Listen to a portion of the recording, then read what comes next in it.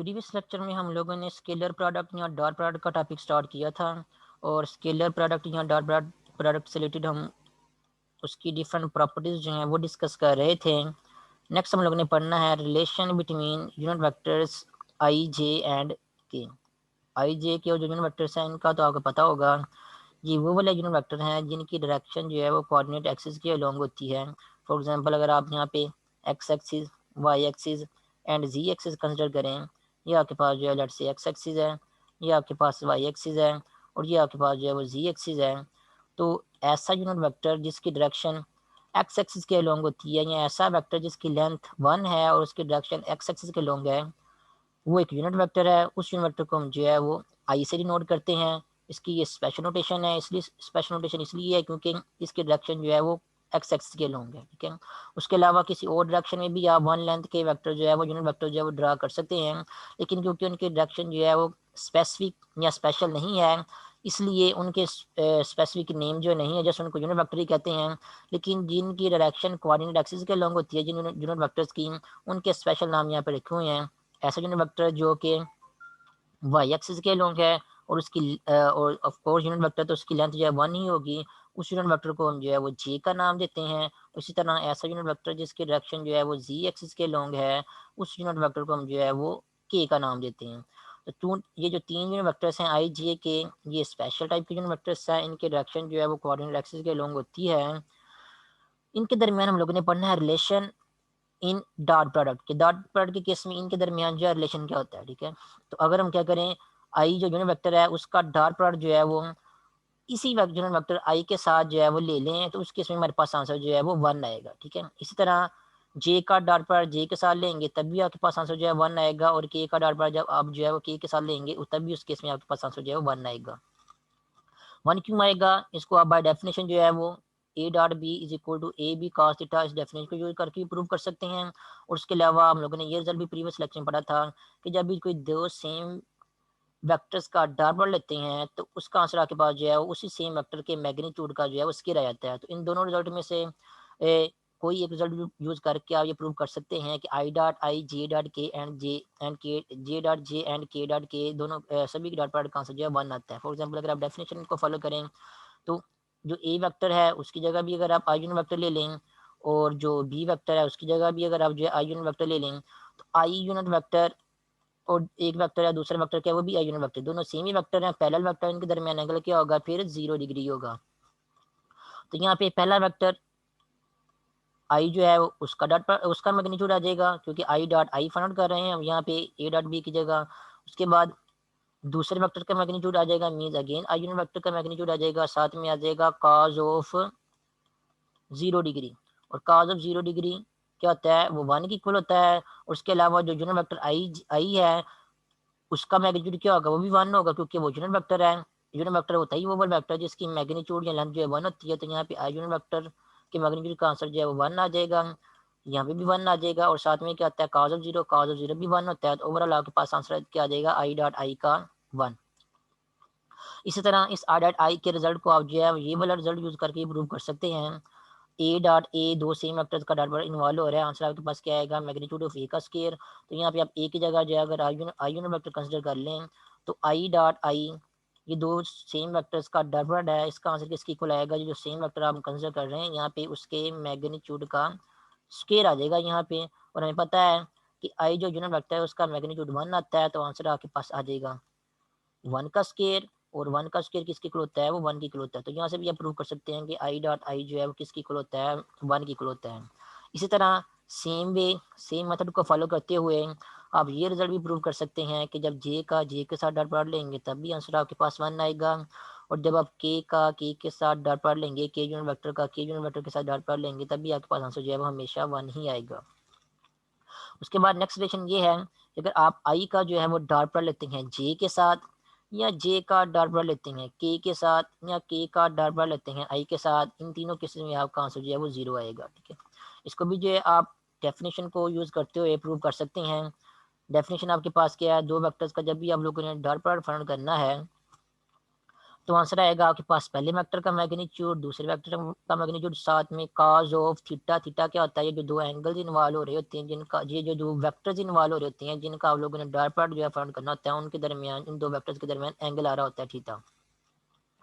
इस डेफिनेशन का फॉलो करते हमने क्या फाइंड करना है? हमने लेट्स हम फाइंड करते हैं कि जब हम आई का, आई जो यूनिट वेक्टर है उसका जब हम जे के साथ डॉट प्रोडक्ट लेंगे तब उस केस में हमारे पास आंसर क्या आएगा, ठीक है।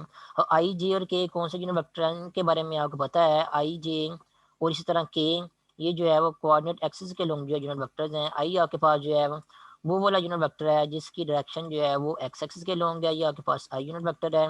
और जे आपके पास जो है वो वाला यूनिट वेक्टर है जिसकी डायरेक्शन जो है वो वाई एक्सिस के लोग है। तो आप देख सकते हैं आई की डायरेक्शन एक्स एक्सिस के लॉन्ग है, जे की डायरेक्शन जो है वो वाई एक्सिस के लॉन्ग है। और हमें पता है कि एक्स एक्सिस और वाई एक्सिस के दरमियान एंगल कितना होता है? 90 डिग्री का होता है। इसका मतलब ये जो आई और जे, ये जो दो यूनिट वेक्टर हैं, इनके दरमियान एंगल क्या होगा? 90 डिग्री का होगा। इस तरह अगर आप जेड एक्सिस की बात करें, जेड एक्सिस के लॉन्ग आपका जो यूनिट वेक्टर कंसिडर करते हैं उसको हम जो है वो के का नाम देते हैं। तो जिस तरह आई और जे के दरमियान एंगल 90 डिग्री है, इस तरह आई और के के दरमियान भी एंगल क्या होगा? 90 डिग्री होगा, क्योंकि एक्स एक्सिस और जी एक्सिस के दरमियान भी एंगल 90 डिग्री का होता है। और इसी तरह वाई एक्सिस और जी एक्सिस के दरमियान एंगल भी क्या होता है? 90 डिग्री का ही होता है। तो जो तीनों यूनिट वेक्टर इन्वॉल्व हो रहे हैं यहाँ पे, आई जी और के, इन सभी के दरमियान एंगल जो है वो क्या आता है? 90 डिग्री ही आता है। तो जब आप आई डॉट जे फाइंड आउट करेंगे तो आंसर आपके पास आएगा मैग्नीट्यूड ऑफ आई, फिर उसके बाद साथ में मल्टीप्लाई होगा मैग्नीट्यूड ऑफ जे, और साथ में मल्टीप्लाई होगा काज ऑफ थीटा। थीटा क्या है? एंगल इन दो वेक्टर्स के दरमियान जिनका आप डॉट प्रोडक्ट फाइंड आउट कर रहे हैं। यहाँ पे आई और जे के दरमियान एंगल क्योंकि 90 डिग्री है, तो यहाँ पे थीटा की जगह हम क्या लिख देंगे? 90 डिग्री लिख देंगे। आंसर फाइंड आउट करते हैं। आई की मैग्नीट्यूड का आंसर आपके पास 1 है, जे की मैग्नीट्यूड का आंसर आपके पास वो भी 1 है, और काज ऑफ 90 में पता है वो 0 के इक्वल होता है। तो ओवरऑल आई डॉट जे का आंसर आपके पास क्या आ जाएगा? यहाँ पे 0 आ जाएगा। इस तरह जिस तरह हम लोगों ने भी आई डॉट जे का आंसर फाइंड किया है, बिल्कुल इसी तरह आप जो है वो जे डॉट के, इसका भी आंसर फाइंड कर सकते हैं। और इसी तरह आप जो है वो के डॉट आई यूनिट वेक्टर, इसका भी आंसर फाइंड कर सकते हैं। इन केसेस में भी आपका आंसर जो है वो क्या आएगा? 0 ही आएगा, क्योंकि जे और के और आई जो यूनिट वेक्टर, इनके दरमियान एंगल क्या होता है? 90 डिग्री का होता है, ठीक है। और 90 डिग्री के एंगल होने की वजह से, या दूसरे लफ्ज़ों में ये भी कह सकते हैं कि जो आई और जे जो यूनिट वेक्टर्स हैं एक दूसरे के क्या हैं? परपेंडिकुलर हैं। तो जब भी दो वेक्टर्स आपस में एक दूसरे के परपेंडिकुलर होते हैं, हम लोगों ने इसका ये जनरल रिजल्ट भी पढ़ा हुआ है कि जब भी कोई दो वेक्टर्स एक दूसरे के परपेंडिकुलर होते हैं, वो कोई वेक्टर जो जो दो वेक्टर हैं, कोई से भी वेक्टर हो, अगर उनके दरमियान एंगल जो है वो 90 डिग्री का है, या वो वेक्टर जो है एक दूसरे के परपेंडिकुलर है, उस केस में जो डॉट प्रोडक्ट है उसका आंसर हमेशा जो है वो 0 ही आता है, ठीक है। तो आई और जे क्या है? एक दूसरे के परपेंडिकुलर वेक्टर हैं, तो इसका आंसर भी डॉट प्रोडक्ट का 0 आएगा। इस तरह के और आई एंड जे और के, ये भी क्या है? परपेंडिकुलर वेक्टर है, इसलिए इन दोनों के डॉट प्रोडक्ट का आंसर भी क्या आएगा? 0 आएगा। उसके अलावा हम लोगों ने ये रिजल्ट भी पढ़ा है कि डॉट प्रोडक्ट जो होता है वो क्या होता है? कम्यूटेटिव होता है। मीन ए डॉट बी का आंसर जो है बी डॉट ए के इक्वल ही होता है। तो यहाँ से जहाँ से आपने आंसर निकाला है I dot J is equal to 0, यहाँ से आप ये भी लिख सकते हैं कि J unit vector dot I unit vector, इसका आंसर भी आपके पास क्या आएगा? 0 आएगा, ठीक है। I dot J and J dot I दोनों का आंसर आपस में इक्वल होता है, क्योंकि डॉट प्रोडक्ट कम्यूटेटिव होता है। तो इसलिए अगर जे आई डॉट जे का आंसर आपके पास 0 आ रहा है, तो जे डॉट आई का आंसर भी आपके पास 0 ही आएगा। वो क्यों आएगा? अगर आप इसको भी प्रूव करना चाहें तो, क्योंकि आई और जे के दरमियान एंगल क्या आ रहा है? 90 डिग्री का आ रहा है, तो इसको भी आप प्रूव कर सकते हैं कि जे डॉट आई का आंसर आपके पास क्या आएगा? 0 आएगा, ठीक है। और इसके अलावा आप ये भी क्या रिजल्ट भी यूज कर सकते हैं कि आई डॉट जे का आंसर 0 है, और डॉट प्रोडक्ट क्योंकि कम्यूटेटिव होता है, इसलिए जे डॉट आई का आंसर भी क्या होगा? वो भी 0 की इक्वल ही होगा। इसी तरह नेक्स्ट जे डॉट के का आंसर आपके पास क्या आ रहा है? 0 आ रहा है। तो डॉट पर के केस में जो हम लोगों ने कम्यूटेटिव लॉ पढ़ा है उसको यूज करते हुए हम यहाँ पे ये भी लिख सकते हैं के डॉट जे वो किसके इक्वल इक्वल होगा? वो भी 0 के इक्वल ही होगा, ठीक है। और सिमिलरली के डॉट आई, उसका आंसर क्या आ रहा है? 0 की इक्वल आ रहा है। तो डॉट प्रोडक्ट को यूज करते हुए, डॉट प्रोडक्ट में जो कम्यूटेटिव लॉ होल्ड करता है उसको यूज करते हुए हम यहाँ पे ये भी लिख सकते हैं कि आई डॉट के, इसका आंसर भी क्या होगा? इसका आंसर भी आपके पास जो है वो हमेशा 0 के इक्वल ही होगा। तो ये है relation between unit vectors I J and K in case of dot product. आप लोगों ने याद रखना है, जब भी सेम वेक्टर्स का डॉट प्रोडक्ट लेंगे तो आंसर आपके पास जो है वो 1 आएगा। और जब भी आप दो परपेंडिकुलर वेक्टर्स का डॉट प्रोडक्ट लेंगे तो उस केस में उनके डॉट प्रोडक्ट का आंसर जो है आपके पास क्या आएगा, वो 0 आएगा। उसके बाद नेक्स्ट है work done by a force. Work done by a force, ये वाला जो यहाँ पे टॉपिक है, इसको आप डॉट प्रोडक्ट की एप्लीकेशन के तौर पे भी जो है वो कंसिडर कर सकते हैं यहाँ पे, कि डॉट प्रोडक्ट को यूज़ करते हुए एक फोर्स जो है वो कितना वर्क करती है, हम उसको जो है वो फाइंड आउट कर सकते हैं। कैसे फाइंड आउट करेंगे? Let F be a force which applied on a particle and displaces it through a displacement small r. Then work done is defined as W is equal to F dot dr। ठीक है, तो work done कैसे find करेंगे? For example अगर आपके पास जो है ये एक पार्टिकल है, लेट्स से इस पार्टिकल को हम पी का नाम देते हैं, और इस पार्टिकल पी के ऊपर हम जो है वो एक फोर्स अप्लाई करते हैं किसी भी डायरेक्शन में, लेट्स से इस डायरेक्शन में हम जो है वो ये फोर्स अप्लाई करते हैं। जब फोर्स अप्लाई करेंगे तो ये आपके पास जो है ये फ्लोर है जिसके ऊपर जो है पार्टिकल यहाँ पड़ा हुआ है, तो ये फ्लोर के नीचे तो नहीं पार्टिकल जाएगा, ये रोल करता हुआ थोड़ा सा आगे की तरफ मूव करेगा इस डायरेक्शन में। तो फोर्स जो आप किसी भी डायरेक्शन में लगाएं उसका कोई ना कोई एंगल होगा, ये वाला फोर्स आपके पास क्योंकि वेक्टर क्वांटिटी है वो किसी ना किसी एंगल से जो है पार्टिकल के ऊपर जो है वो अप्लाई होगी। और पार्टिकल जो है जिस भी डायरेक्शन में मूव करेगा, ये इन पर्टिकुलर आपके जो है एक्सपेरिमेंट पे डिपेंड करता है। फिलहाल मैंने पार्टिकल की मूवमेंट जो है वो इस जो है वो हॉरिजॉन्टल डायरेक्शन में ले लिया है, कि पार्टिकल जो है जिस इस डायरेक्शन में जो है वो आर डिस्प्लेसमेंट मूव करेगा, जब उसके ऊपर जो है वो ये वाली फोर्स जो कि वेक्टर क्वांटिटी है ये वाली अप्लाई होगी।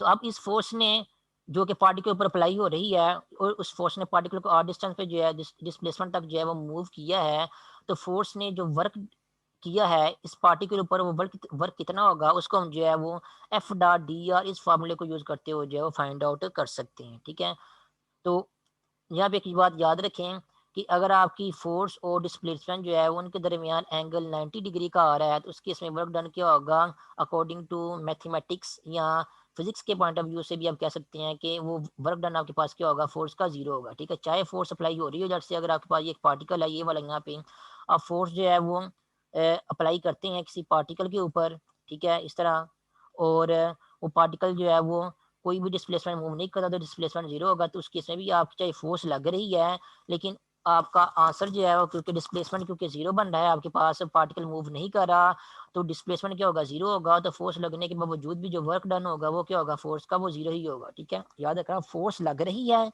वो अगर फोर्स लगाने के बावजूद भी आपके प्रैक्टिकल में अगर आप पार्टिकल जो है वो किसी भी डिस्प्लेसमेंट में जहाँ 0 डिस्प्लेसमेंट मूव करता है, तो फोर्स लगने के बावजूद भी आपका जो वर्क डन किया होगा वो अकॉर्डिंग टू फिजिक्स या मैथमेटिक्स जो है वो क्या होगा, 0 होगा। ठीक है, इसी तरह अगर आप जो है किसी पार्टिकल के ऊपर जो है वो फोर्स लगा रहे हैं, लेट्स से यही पार्टिकल हम कंसिडर कर लेते हैं, और इसके ऊपर जो फोर्स है उसकी डायरेक्शन जो हम यहाँ पे ऊपर की तरफ जो है वो कंसिडर कर लेते हैं। जिस तरह आप लोगों ने क्या करते हैं, हैंड से जो है वो फॉर एग्जांपल किसी बैग को जो है आप उठाते हैं, या आपके पास अगर कोई आपके पास एक बैग है, अगर हैंड से जो है आप किसी बैग को उठाते हैं तो आप जो है बिल्कुल फ्लोर से जो है ऊपर की तरफ जो है वो फोर्स लगाते हैं। ठीक है, और फोर्स लगाने के बाद अगर आप जो है उस बैग को जो है वो कैरी करते हैं, हॉरिजॉन्टल डायरेक्शन में जो है वो कैरी करते हैं, इस तरह इस डायरेक्शन में कैरी करते हैं, तो बैग को उठाने के लिए आप जो है फोर्स ऊपर की तरफ लगा रहे हैं इस तरह।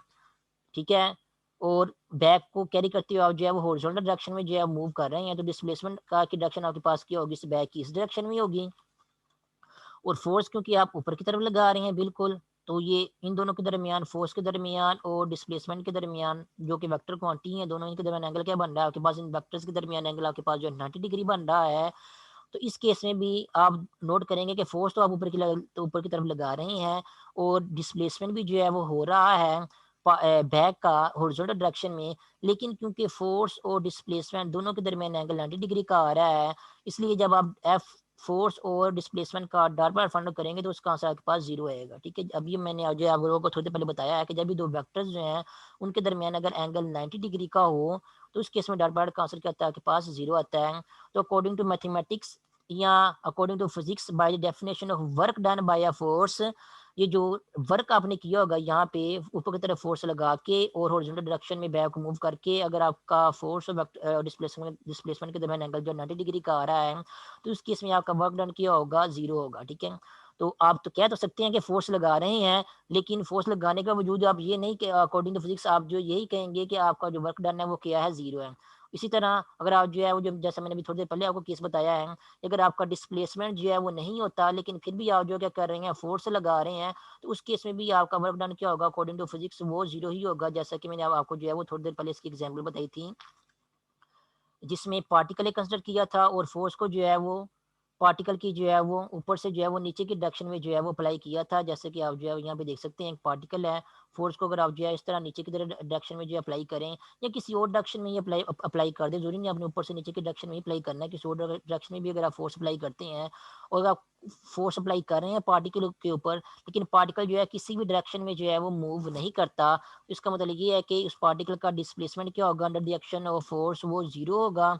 तो डिस्प्लेसमेंट यानी कि जीरो वेक्टर आपको मिल जाएगा। तो अब जब फोर्स का चाहे आप फोर्स जितनी मर्जी लगा रहे हैं उसका जब डॉट प्रोडक्ट फाइंड आउट करेंगे डिस्प्लेसमेंट के साथ, तो जारी बात है डिस्प्लेसमेंट आपके पास ये जीरो वेक्टर है, तो जीरो वेक्टर के साथ जब डॉट प्रोडक्ट लेंगे तो आंसर आपके पास क्या आएगा, जीरो ही आएगा। कैसे आएगा, फर्ज करें फॉर एग्जाम्पल फोर्स वाला जो वेक्टर आपके पास वो ये वाला है F1 I, क्योंकि फोर्स वेक्टर क्वांटिटी है, उसके तीन कंपोनेंट्स होंगे plus F2 J plus F3 के, ये आपके पास जो है वो फोर्स वाला कोई एक वेक्टर मैंने कंसिडर कर लिया यहाँ पे, क्योंकि हमें नहीं पता फोर्स कितनी अप्लाई हो रही है, जितनी भी फोर्स अप्लाई हो रही है, अगर फोर्स अप्लाई होने के बाद जो है वो अगर आपके पार्टिकल का डिस्प्लेसमेंट जीरो आ रहा है, मीन्स डिस्प्लेसमेंट जो वेक्टर क्वांटिटी आ रही है आपके पास जीरो वेक्टर आ रहा है, तो वो वेक्टर आपके पास क्या बनेगा, जीरो वेक्टर वो बनेगा आपके पास जीरो आई प्लस जीरो जे प्लस जीरो के। तब आप डॉट बार फाइंड आउट करेंगे, डॉट बार आपको पता है किस तरह फाइंड आउट करते हैं। कंपोनेंट्स के केस में कोरेस्पोंडिंग कंपोनेंट्स को क्या करते हैं आपस में मल्टीप्लाई करते हैं और मल्टीप्लाई करने के बाद ऐड कर देते हैं।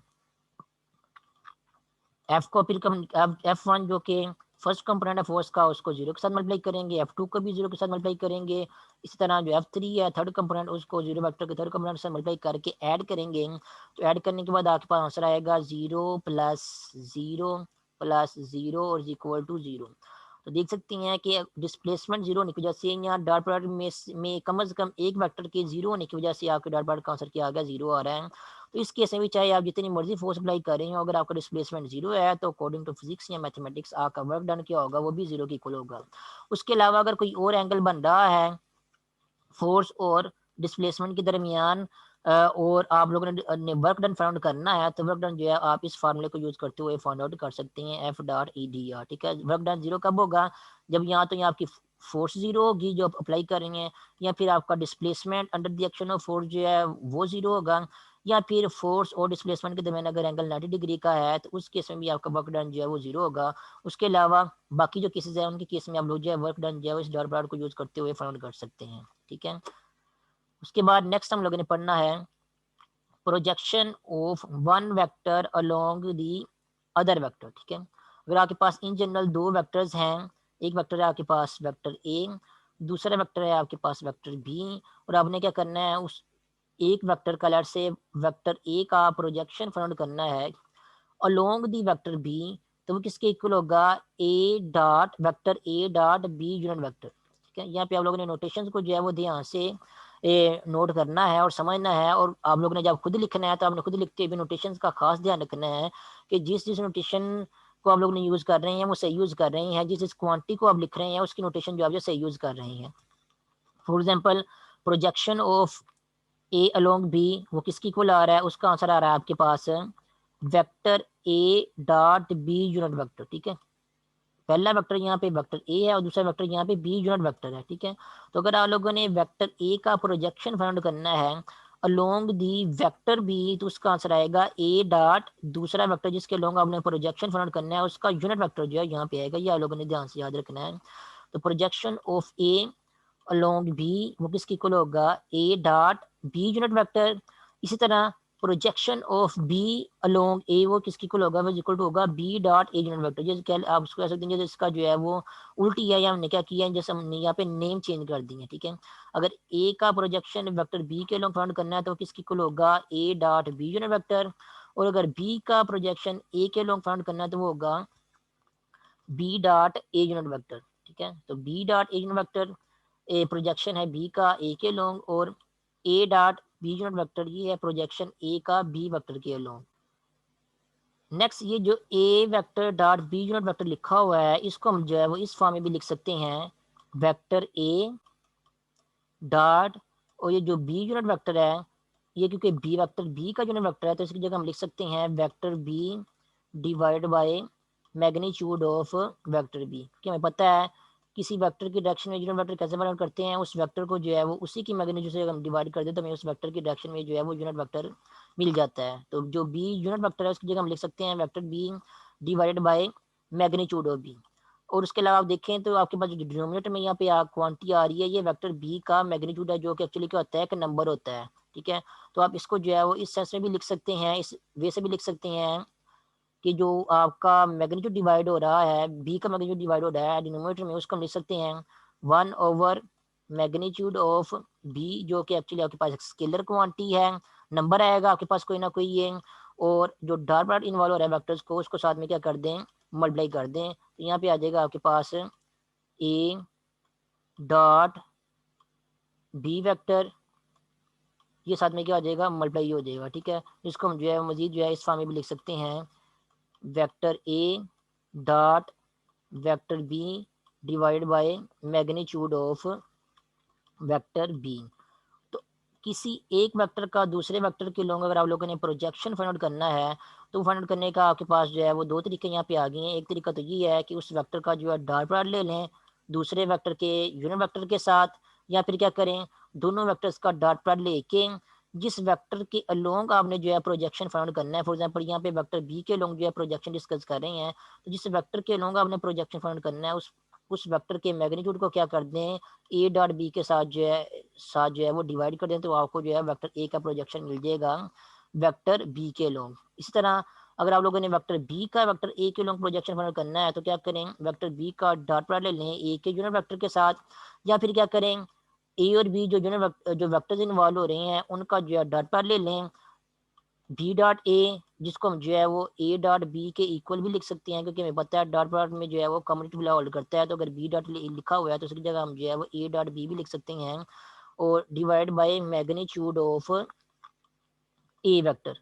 तो किसकी मैग्नीट्यूड से डिवाइड करना है, जिस वेक्टर की अलोंग का आपने प्रोजेक्शन लेना है उस वेक्टर की मैग्नीट्यूड से आपने क्या करना है, डिवाइड करना है। ठीक है, जब भी दो वेक्टर्स इन्वॉल्व हो रहे होंगे, फिर से रिपीट कर दूं, तो अगर आप लोगों ने एक वेक्टर का दूसरे वेक्टर के अलोंग प्रोजेक्शन फाइंड करना है, तो आप क्या करें, एक वेक्टर का दूसरे वेक्टर के यूनिट वेक्टर के साथ डॉट प्रोडक्ट ले लें, आपको प्रोजेक्शन मिल जाएगा एक वेक्टर का दूसरे वेक्टर के अलोंग। या फिर क्या करें, दोनों ही वेक्टर्स का जो है वो डॉट प्रोडक्ट ले लें, और जिस वेक्टर के अलोंग आपने प्रोजेक्शन फाइंड करना है उस वेक्टर का मैग्नीट्यूड जो है वो उस डॉट प्रोडक्ट को क्या करें, उस वेक्टर के मैग्नीट्यूड से जो है वो डिवाइड कर दें। ठीक है, सिमिलरली बिल्कुल इसी तरह ही अगर आप लोगों ने वेक्टर बी का वेक्टर ए के अलोंग प्रोजेक्शन फाइंड करना है, तो आप क्या करें, पहले वेक्टर का दूसरे वेक्टर के यूनिट वेक्टर के साथ डॉट प्रोडक्ट ले लें, या फिर क्या करें, दोनों वेक्टर्स का डॉट प्रोडक्ट लेने के बाद जिस वेक्टर के अलोंग आपने प्रोजेक्शन फाइंड करना है उस वेक्टर की मैग्नीट्यूड से जो है वो क्या करें, इस डॉट प्रोडक्ट को डिवाइड कर दें, तो आपको पहले वेक्टर का दूसरे वेक्टर के अलोंग जो है प्रोजेक्शन मिल जाएगा। उसके बाद नेक्स्ट हम देखेंगे कि ये वाला फार्मूला आपके पास यहाँ पे जो लिखा हुआ है कि एक वेक्टर का दूसरे वेक्टर के अलोंग जो है वो प्रोजेक्शन फंड कैसे फंड करते हैं, इस फार्मूले का प्रूफ जो है वो कैसे कर सकते हैं, उसका प्रूफ ही मैं आपको यहाँ पे करके बताता हूँ। फॉर एग्जाम्पल अगर आपके पास जो है दो वेक्टर्स हैं, एक वेक्टर है आपके पास ये वाला वेक्टर, जिसको हम जो है वेक्टर ए का नाम दे देते हैं इस वेक्टर को, और जो दूसरा वेक्टर है आपके पास लेट से ये वाला वेक्टर है, इस वेक्टर को हम जो है वो वेक्टर बी का नाम दे देते हैं। तो अगर हम लोगों ने फाइंड करना है projection of vector B on A, तो प्रोजेक्शन कैसे फाइंड करते हैं, फर्ज करें आप जो है वो ऊपर की तरफ से जहाँ से जो है वो एक लाइट जो है वो थ्रो कर रहे हैं, इस तरह बिल्कुल परपेंडिकुलर आप जो अगर लाइट थ्रो कर रहे हैं दोनों वेक्टर्स के ऊपर, तो ये जो वेक्टर आपके पास वेक्टर बी है, इसका जो इसके ऊपर जब लाइट पड़ेगी तो इसका प्रोजेक्शन जो है वो नीचे जो है वो जो वेक्टर बी है उसके ऊपर जो है पड़ेगा, प्रोजेक्शन कौन सा पड़ेगा, प्रोजेक्शन आपके पास जो है वो ये वाली लाइन बनेगी। ठीक है, या दूसरे लफ्ज़ों में आप ये भी कह सकते हैं कि जो वेक्टर बी है उसका जो एंड पॉइंट है, उसका जो एरो जहाँ पे जाता है कि वो वेक्टर बी आप जहाँ पे जा खत्म हो रहा है, उस पॉइंट से जब क्या करें, वेक्टर जो ए है उसके ऊपर जो है परपेंडिकुलर ड्रा कर दे। जब परपेंडिकुलर ड्रा करेंगे तो आपका जो वेक्टर बी है उसका वेक्टर ए के ऊपर जो है वो प्रोजेक्शन बनेगा, वो आपके पास जो है ये वाली लाइन जो रेड लाइन यहाँ पे जो मैं शो कर रहा हूँ, ये वाला प्रोजेक्शन बनेगा आपके पास वेक्टर बी का वेक्टर ए के ऊपर। ठीक है, अब ये है जो डेडलाइन है, ये है प्रोजेक्शन जो वेक्टर बी उसका प्रोजेक्शन वेक्टर ए के ऊपर, ठीक है। अब हम लोगों ने इसका आंसर फाइंड करना है कि इसका आंसर जो हमारे पास किसकी इक्वल होगा, ठीक है। इसका आंसर में जो हमारे पास रेड लाइन शो हो रही है, इस रेड लाइन की हमने क्या करनी है, लेंथ फाइंड करनी है। ये लेंथ हमें बताएगी कि ये जो वेक्टर बी है उसका प्रोजेक्शन जो है वेक्टर ए के लॉन्ग वो कितना है। तो लेंथ को फाइंड करने के लिए हम क्या करेंगे, यहाँ पे हम जो है रेक्टेंगल ट्रायंगल यूज करेंगे जो आपके पास यहाँ बन रही है। एक तो जो रेक्टेंगल ट्रायंगल आपके पास बन रही है वो ये वाली बन रही है, इसको हम यहाँ पे अगर ओ का नाम दें, ये जो पॉइंट है जिस पॉइंट पे जाके परपेंडिकुलर जो है वेक्टर ए के ऊपर जाके मिल रहा है, इस पॉइंट को अगर हम जो है लेट से कैपिटल ए का नाम दे दें, और जो वेक्टर बी का ये एरो वाला पॉइंट है या हेड वाला पॉइंट है, इसको अगर हम जो है वो पॉइंट बी का नाम दे दें, तो आपके पास यहाँ पे जो ट्राइंगल बन रही है, ट्राइंगल आपके पास जो कि रेक्टेंगल ट्राइंगल बन रही है वो बन रही है triangle O A and B. इस ट्रायंगल में हम लोगों ने क्या करना है, इस ट्रायंगल की जो बेस बन रही है आपके पास, जिसको मैंने जो है वो यहाँ पे रेड कलर से रेड लाइन से भी जो है वो यहाँ पे शो करवाया हुआ है। इस ट्रायंगल की आपके पास ये जो बेस बन रही है ये वाली, इस बेस की हमने वो वैल्यू फाइंड करनी है। तो इस वैल्यू को हम फिर क्या करेंगे, इस रेक्टेंगल ट्रायंगल को यूज करते हुए जो है वो फाइंड करेंगे, ठीक है। तो रेक्टेंगल ट्रायंगल में आपके पास जो ओ ए और बी बन रही है, इसमें ये जो ओ बी है ये वाली लाइन, ये इस ट्रायंगल का आपके पास हाइपोटेन्यूज बन जाएगा, और रेड लाइन जिसको हम लोगों ने फाइंड करना है वो इस ट्रायंगल की बेस बन जाएगी, और ये क्या आपके पास इस ट्रायंगल का परपेंडिकुलर जो कि है लाइन ए बी। तो ओवरऑल ये आपके पास जो है रेक्टेंगल ट्रायंगल बन रही है ओ ए बी, जिसमें हम लोगों ने जो है वो ये रेड लाइन जो है इसकी जो है वो वैल्यू फाइंड आउट करनी है कि इसका आंसर जो है या इसकी लेंथ जो है वो क्या होगी आपके पास। तो यहाँ पे हम कंसिडर कर लेते हैं, फॉर एग्जाम्पल यहाँ पे एंगल क्या आ रहा है, दो वेक्टर्स, एक वेक्टर आपके पास वेक्टर बी था, ठीक है, एक वेक्टर आपके पास जो है वेक्टर ए था। इन दोनों वेक्टर्स के दरमियान कोई ना कोई एंगल भी लाजमी होगा, तो हम कंसिडर कर लेते हैं कि दोनों वेक्टर्स के दरमियान एंगल क्या आ रहा है, हमारे पास जो है वो थीटा आ रहा है, क्योंकि एंगल जो है कोई भी हो सकता है दो वेक्टर्स के दरमियान। तो इसलिए इन जनरल और जनरल हम लोगों ने एंगल जो दो वेक्टर्स के दरमियान यहाँ पे जो है वो थीटा कंसिडर कर लिया है। तो वेक्टर ए और बी के दरमियान जो भी एंगल थीटा होगा वही एक्चुअली क्या होगा, जो कि रेक्टेंगल ट्रायंगल में यहाँ पे पॉइंट ओ पे जो एंगल इन्वॉल्व हो रहा है वो वाला एंगल होगा। तो यहाँ पे जो पॉइंट ओ पे जो है रेक्टेंगल ट्रायंगल में एंगल आ रहा है वो भी क्या होगा, फिर आपके पास यहाँ पे वो भी एंगल आपके पास क्या होगा, वो थीटा ही होगा, ठीक है। जो एंगल वेक्टर्स ए और बी के दरमियान होगा वही एंगल जो है यहाँ पे रेक्टेंगल ट्रायंगल में जो है पॉइंट ओ पे भी होगा, ठीक है। और हम ये करनी है रेड लाइन की लेंथ फाइंड करनी है। लेंथ जो कि रेड लाइन जो है आपकी इस ट्रायंगल की बेस बन रही है, तो हमने एक्चुअली इस ट्रायंगल की बेस फाइंड करनी है।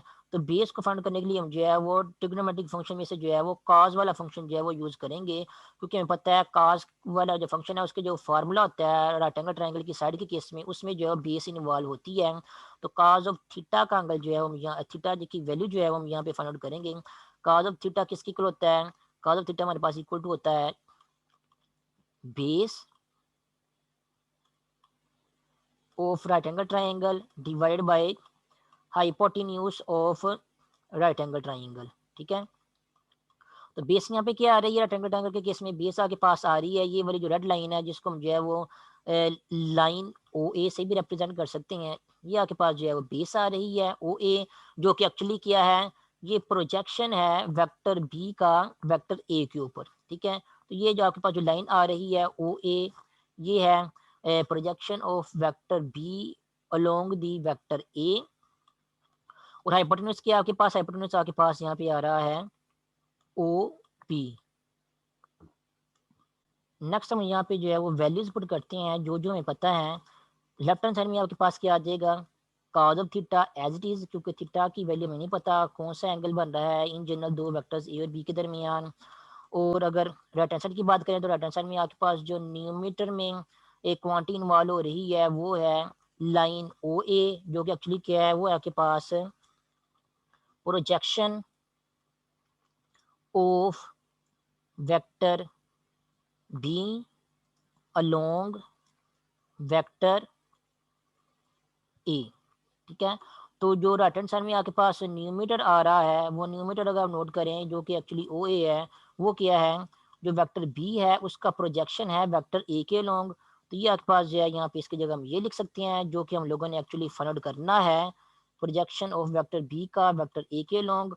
अगर डिनोमिनेटर की बात करें तो डिनोमिनेटर में आपके पास आ रहा है ओ बी आपके पास क्या है, ओ बी इस राइट एंगल ट्राइंगल का हाइपोटेन्यूज है, जो कि एक्चुअली अगर आप नोट करें तो ये आपके पास जो वेक्टर बी बन रहा है यहाँ पे जो कि हम लोगों ने कंसिडर किया हुआ है, इस वेक्टर, ये जो वेक्टर बी है, इस वेक्टर की जो लेंथ है वो एक्चुअली जो है आपके पास यहाँ पे जो ओ बी है उसकी वैल्यू आ रही है। तो यहाँ पे जो ओ बी है उसकी जगह हम ये वैल्यू पुट कर सकते हैं। यहाँ पे क्या आ जाएगा आपके पास, वेक्टर बी, उसकी लेंथ आ जाएगी। नेक्स्ट हम क्या करेंगे, इस इक्वेशन को सिंप्लीफाई करेंगे।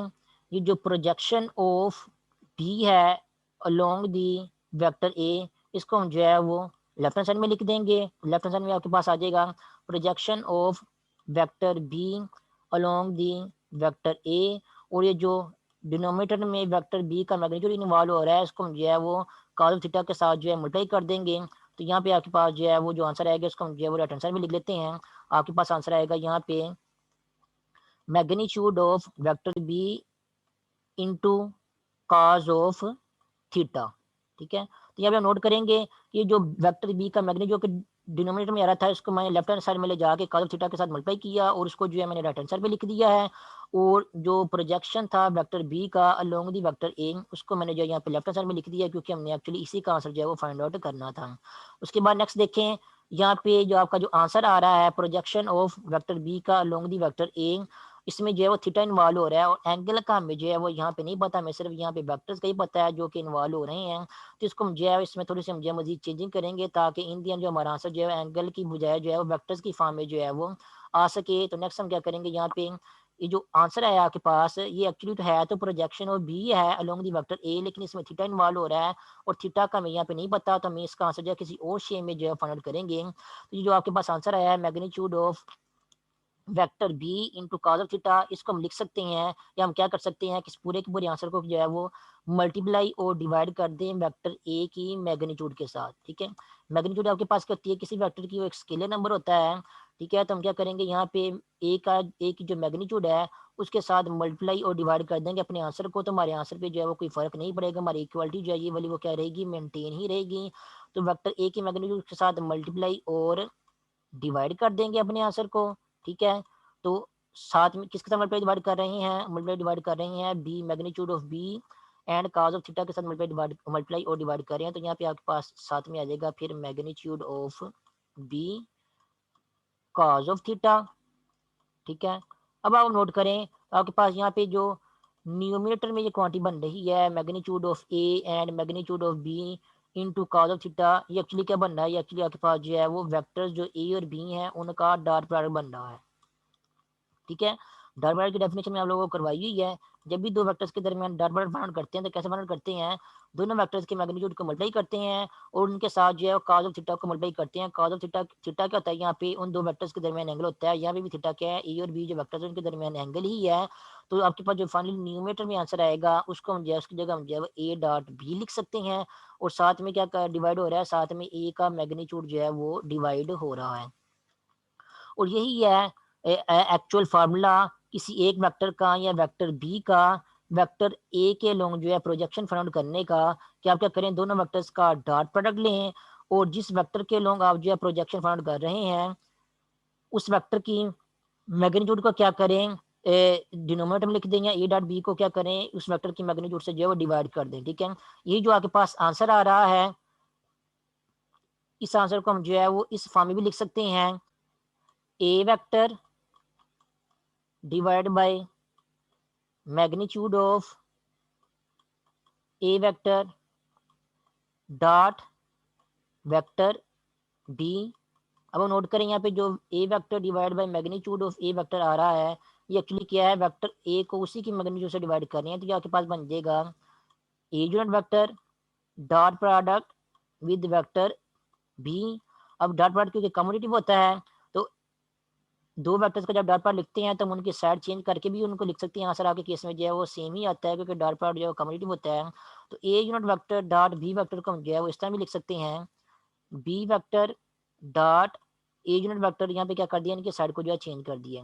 तो इस फार्मूले को भी जो है वो आप यहाँ पे projection of a vector B along the vector A वो फाइंड करने के लिए यूज कर सकते हैं। इस तरह आप इस फार्मूले को भी जो है वो projection of B along the vector A find करने के लिए भी यूज कर सकते हैं। इस तरह अगर आपको एंगल पता है और आपको ये पता है कि आपने किस वेक्टर का जो है वो प्रोजेक्शन फाइंड करना है अलोंग दी वेक्टर तो आप क्या करेंगे, जिस वेक्टर का आपने प्रोजेक्शन फाइंड करना है उस वेक्टर को क्या करें, कॉस ऑफ थीटा के साथ मल्टीप्लाई कर दें। थीटा का थीटा यहाँ पे क्या है, ये थीटा यहाँ पे वेक्टर, जिस वेक्टर का आपने प्रोजेक्शन फाइंड करना है, जिस वेक्टर के लॉन्ग प्रोजेक्शन फाइंड करना है, दोनों वेक्टर के दरमियान जो है वो एंगल है। ठीक है, तो 3 तरीकों से आप जो है वो एक वेक्टर का दूसरे वेक्टर के लॉन्ग जो है प्रोजेक्शन फाइंड कर सकती हैं। ज़्यादातर फॉर्मूला जो यूज़ होता है वो ये वाला यूज़ होता है कि आप क्या करें, जिस वेक्टर का आपने प्रोजेक्शन फाइंड करना है उस वेक्टर का जो है वो डॉट प्रोडक्ट ले लें दूसरे वेक्टर के यूनिट वेक्टर के साथ, आपको एक वेक्टर का दूसरे वेक्टर के लॉन्ग जो है प्रोजेक्शन मिल जाएगा। तो यहाँ पे हम लोगों ने प्रूफ कर लिया है कि वेक्टर बी का वेक्टर ए के लॉन्ग जो है प्रोजेक्शन क्या होगा, या उसका आंसर क्या होगा, उसका आंसर होगा B dot A unit vector. ठीक है, या फिर उसका आंसर होगा दोनों वेक्टर्स का डॉट प्रोडक्ट और डिवाइड बाय जिस वेक्टर के लॉन्ग आपने प्रोजेक्शन फाइंड करना है उसका मैग्नीट्यूड। ठीक है, इसी तरह इसी वे या इसी मेथड को फॉलो करते हुए या इनके नाम चेंज करते हुए आप क्या करें, यहाँ पे जो वेक्टर मैंने ए और बी कंसिडर किए हैं इनके आप जस्ट क्या करें, नाम चेंज कर दें। यहाँ पे जो वेक्टर ए कंसिडर किया हुआ है मैंने, उसकी जगह आप जो है वेक्टर बी कंसिडर कर लें। और यहाँ पे जो मैंने वेक्टर बी कंसिडर किया हुआ है उसकी जगह आप क्या करें, अगर आप जो है वेक्टर ए कंसिडर कर लें यहाँ पे, तो जिस तरह मैंने वेक्टर बी का वेक्टर ए के लॉन्ग प्रोजेक्शन या रेड लाइन फाइंड आउट की है, इस तरह आप जो है वेक्टर ए का वेक्टर बी के लॉन्ग भी जो है प्रोजेक्शन फाइंड आउट कर सकते हैं। मींस इस रेड लाइन का आंसर जो है फाइंड आउट कर सकते हैं। उस केस में आपका आंसर आएगा, क्योंकि आप ए का बी के लॉन्ग प्रोजेक्शन फाइंड आउट कर रहे हैं, तो उस केस में आपका आंसर आएगा vector A dot B unit vector. ठीक है, या फिर आपका आंसर आएगा दोनों वेक्टर्स का डॉट प्रोडक्ट।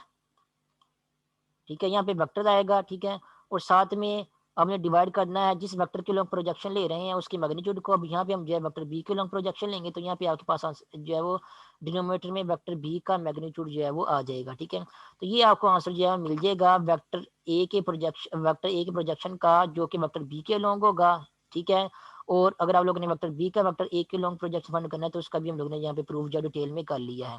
तो फिर जो दूसरा प्रूफ है ये वाला, फिर ये आप लोगों ने जो है इन स्टेप्स को जो है फॉलो करते हुए खुद ही कर लेना है।